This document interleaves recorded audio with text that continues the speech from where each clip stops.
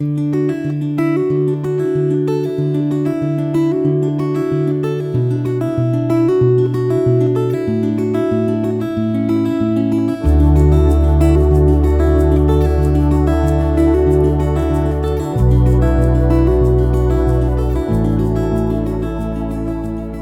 reading begins in 1 Samuel, chapter 29, starting in verse 1. Now the Philistines gathered together all their armies to Aphek, and the Israelites encamped by the spring which is in Jezreel.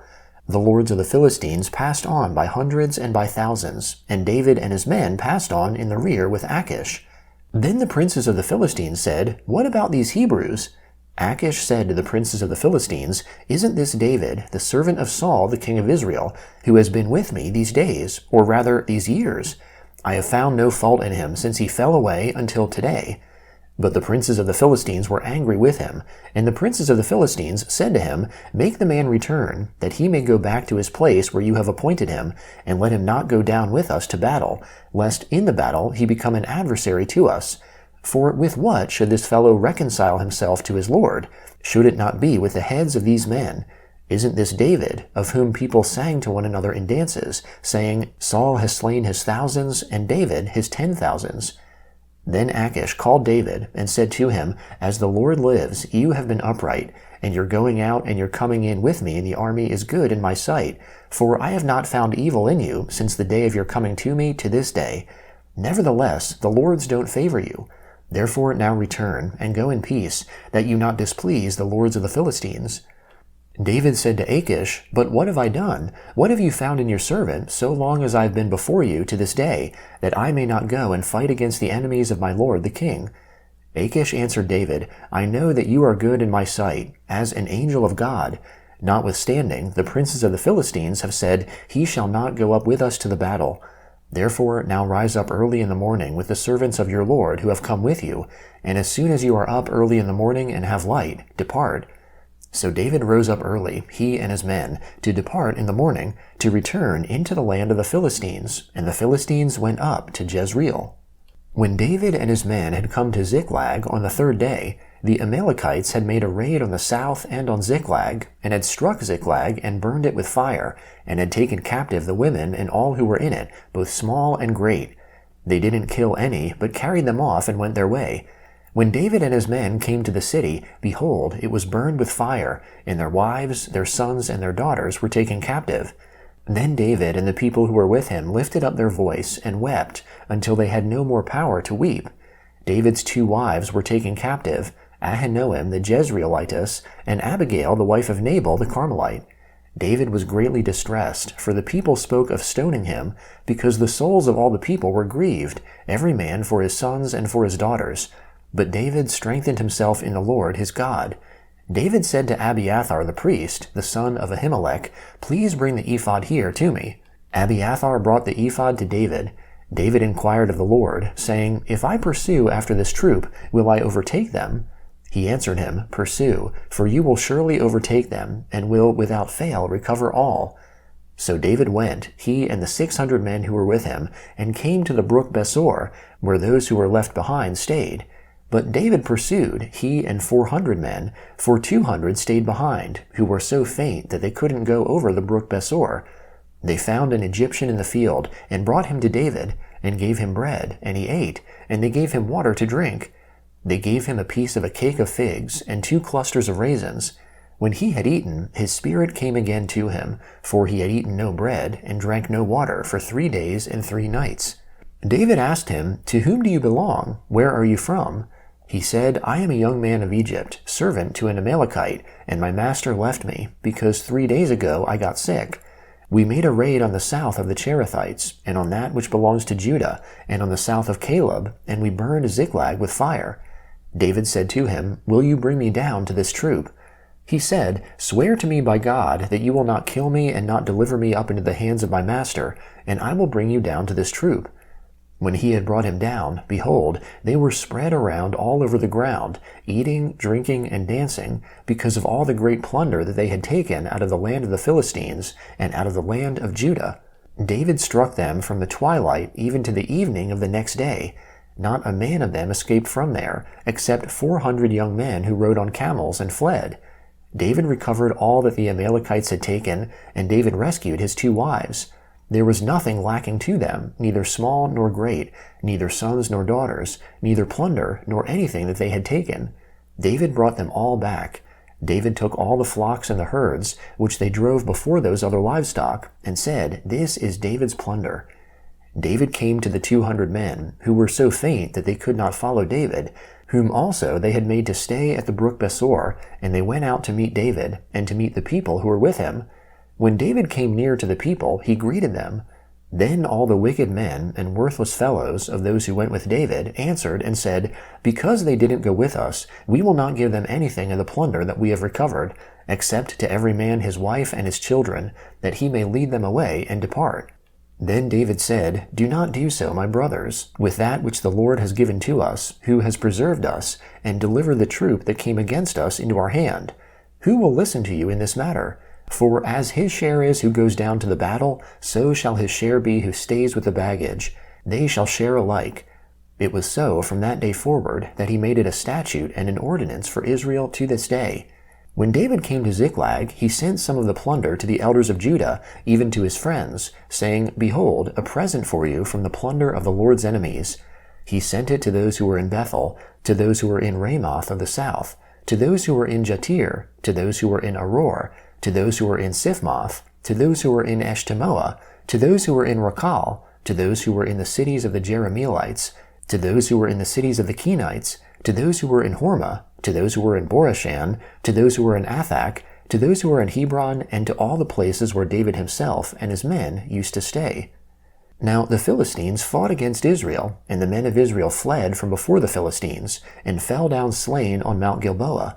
The Philistines overtook Saul and his sons, and the Philistines killed Jonathan, Abinadab, and Malchishua, the sons of Saul. The battle went hard against Saul, and the archers overtook him, and he was greatly distressed by reason of the archers. Then Saul said to his armor-bearer, "Draw your sword, and thrust me through with it, lest these uncircumcised come and thrust me through, and abuse me." But his armor-bearer would not, for he was terrified. Therefore Saul took his sword, and fell on it.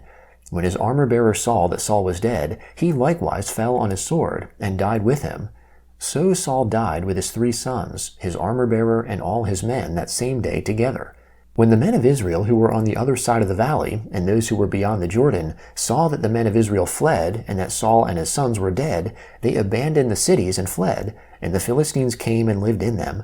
On the next day, when the Philistines came to strip the slain, they found Saul and his 3 sons fallen on Mount Gilboa. They cut off his head, stripped off his armor, and sent into the land of the Philistines all around, to carry the news to the house of their idols and to the people. They put his armor in the house of the Ashtaroth, and they fastened his body to the wall of Bethshan. When the inhabitants of Jabesh-Gilead heard what the Philistines had done to Saul, all the valiant men arose, went all night, and took the body of Saul and the bodies of his sons from the wall of Bethshan, and they came to Jabesh, and burned them there. They took their bones and buried them under the tamarisk tree in Jabesh, and fasted 7 days. The Gospel of John, chapter 11, starting in verse 55. Now the Passover of the Jews was at hand. Many went up from the country to Jerusalem before the Passover to purify themselves. Then they sought for Jesus, and spoke with one another as they stood in the temple, "What do you think, that he isn't coming to the feast at all?" Now the chief priests and the Pharisees had commanded that if anyone knew where he was, he should report it, that they might seize him. Then, 6 days before the Passover, Jesus came to Bethany, where Lazarus was, who had been dead, whom he raised from the dead. So they made him a supper there. Martha served, but Lazarus was one of those who sat at the table with him. Therefore Mary took a pound of ointment of pure nard, very precious, and anointed Jesus' feet, and wiped his feet with her hair. The house was filled with the fragrance of the ointment. Then Judas Iscariot, Simon's son, one of his disciples, who would betray him, said, "Why wasn't this ointment sold for 300 denarii and given to the poor?" Now he said this not because he cared for the poor, but because he was a thief, and having the money box, used to steal what was put into it. But Jesus said, "Leave her alone. She has kept this for the day of my burial, for you always have the poor with you, but you don't always have me." A large crowd therefore of the Jews learned that he was there, and they came, not for Jesus' sake only, but that they might see Lazarus also, whom he had raised from the dead. But the chief priests conspired to put Lazarus to death also, because on account of him many of the Jews went away and believed in Jesus. On the next day a great multitude had come to the feast. When they heard that Jesus was coming to Jerusalem, they took the branches of the palm trees and went out to meet him, and cried out, "Hosanna! Blessed is he who comes in the name of the Lord, the King of Israel." Jesus, having found a young donkey, sat on it. As it is written, "Don't be afraid, daughter of Zion. Behold, your king comes, sitting on a donkey's colt." His disciples didn't understand these things at first, but when Jesus was glorified, then they remembered that these things were written about him, and that they had done these things to him. The multitude therefore that was with him when he called Lazarus out of the tomb and raised him from the dead was testifying about it. For this cause also the multitude went and met him, because they had heard that he had done this sign. The Pharisees therefore said amongst themselves, "See how you accomplish nothing. Behold, the world has gone after him." Psalm 118, beginning in verse 1.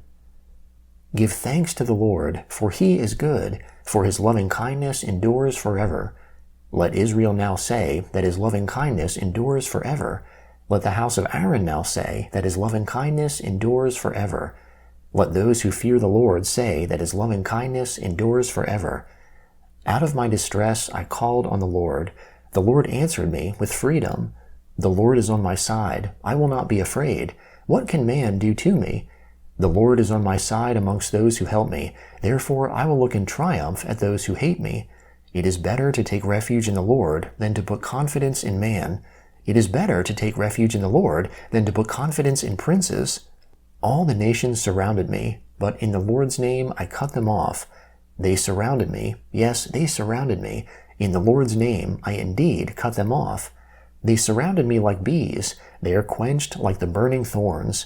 In the Lord's name I cut them off. You pushed me back hard to make me fall, but the Lord helped me. The Lord is my strength and song. He has become my salvation. The voice of rejoicing and salvation is in the tents of the righteous. The right hand of the Lord does valiantly. The right hand of the Lord is exalted. The right hand of the Lord does valiantly. I will not die, but live, and declare the Lord's works. The Lord has punished me severely, but he has not given me over to death. Proverbs chapter 15, starting in verse 24. The path of life leads upward for the wise, to keep him from going downward to Sheol. The Lord will uproot the house of the proud, but he will keep the widow's borders intact. The Lord detests the thoughts of the wicked, but the thoughts of the pure are pleasing.